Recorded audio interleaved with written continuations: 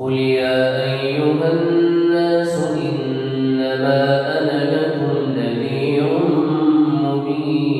مبين فالذين آمنوا وعملوا الصالحات لهم مغفرة ورزق كريم والذين سعوا في آياتنا معاجزين أولئك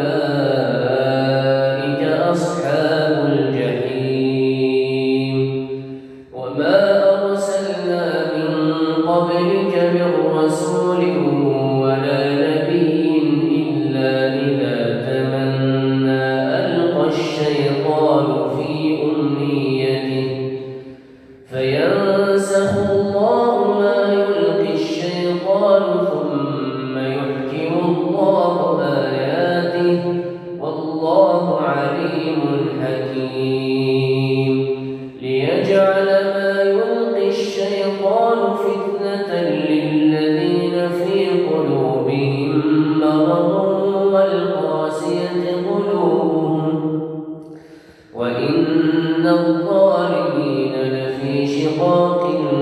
بعيد وليعلم الذين أوتوا العلم أنه الحق من ربك فيؤمنوا به فتخبت له قلوبهم وإن الله لهادي الذين آمنوا إلى صراط مستقيم ولا يزال الذين كفروا في مرية منه حتى تأتيهم الساعة بغتة أو يأتيهم عذاب يوم عقيم الملك يومئذ لله يحكم بينهم فالذين آمنوا وعملوا الصالحات في جنات النعيم والذين كفروا وكذبوا بآياتنا فأولئك